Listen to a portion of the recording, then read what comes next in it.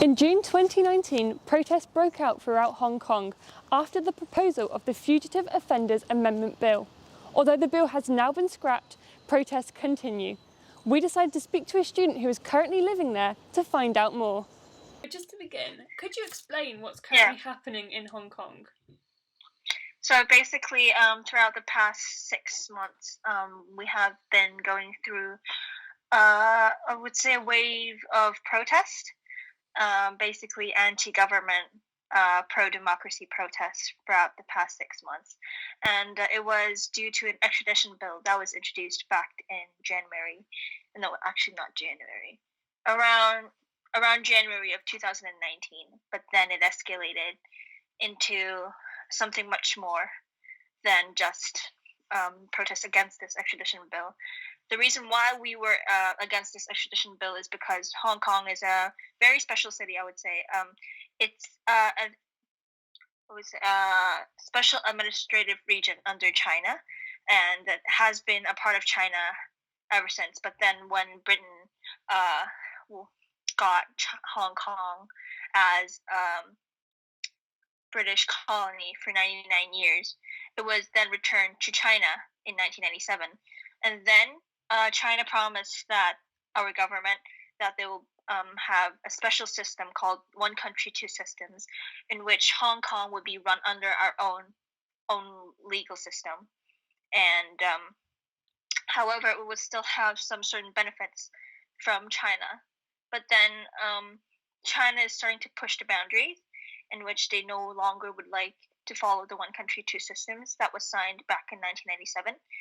And because of that, people feel that their democracy is threatened, and also freedom of speech is threatened.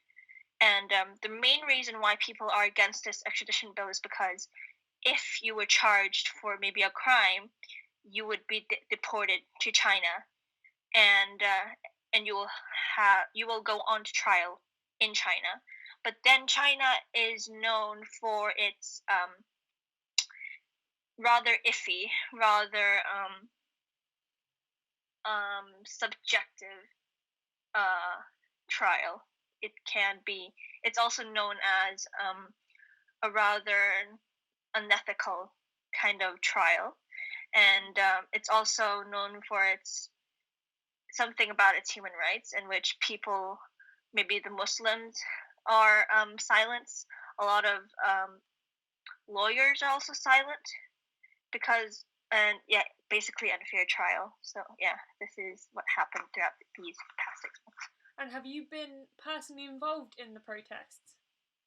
Yes, I have. I've been to a couple of protests these past few months. Yeah. Perfect. And what is it like to live in Hong Kong at the moment? Could you maybe describe what the situation? Do you feel safe? Everything like that. Okay. For me, I think living in Hong Kong can be quite turmoil this past couple months, and I live quite far away from the protest, so it doesn't really affect me in a sense. But when I have to go out, and when I have to go to certain parts of Hong Kong that has been affected by the protest, you would see maybe shattered glass around, and but basically, if the protests aren't happening, things are usually like normal, but just with shattered glass around. But yeah. And how often do the protests occur, would you say?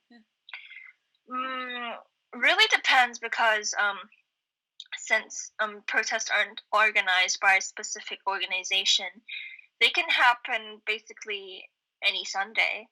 But these past couple weeks, from November till now, people have organized, I would say, fast. I wouldn't say fast, but these lunchtime protests, in which people from different districts, they would just go to protest during their lunch break, and then when their lunch breaks are over, they just go back to work.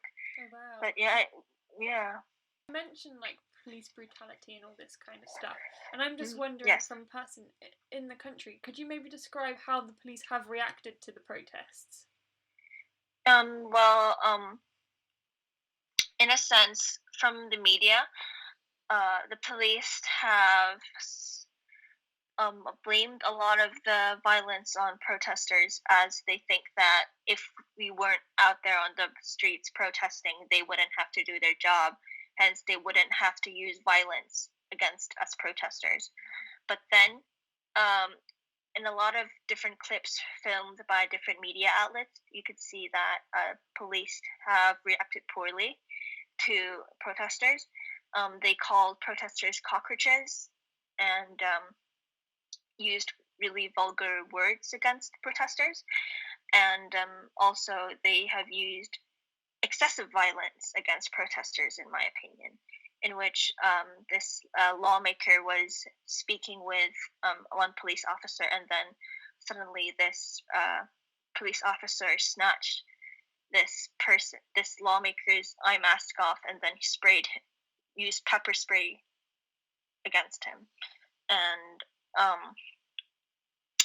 other people would say that the police aren't in the wrong because they're just doing their jobs, but it's just no longer right or wrong anymore. Yeah. And has yourself or anyone you've known been actually affected by the police, or has anything happened to anybody you know or yourself at all?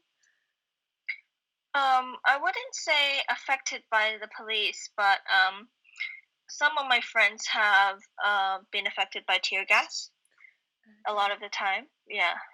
Because when we're just walking by, for instance, for me, I was waiting for a train in a nearby MTR station, which is basically like the tube, and I could smell something weird, and I knew it was tear gas because there was a protest going on near that specific subway station. And then, yeah, a lot of the people felt really uncomfortable. Their eyes were watering and made it really hard to breathe. But I wouldn't say I have faced any confrontation with police before. No. Yeah. And neither of my friends. Yeah. And maybe it's kind of over now, if you get what I mean. Yeah, you do. Well, of course, I would like a change. I would love the 5 demands to be met. I would love that Hong Kong would return to its original form before the protest.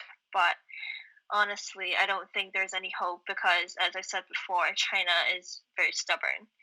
They want their pride. They don't want to admit that they've lost, that they've admit that they need change in order for this protest to stop. So, honestly, I don't think we'll ever sort of win or this will ever end. But yeah, I would like this to be over soon because you've seen a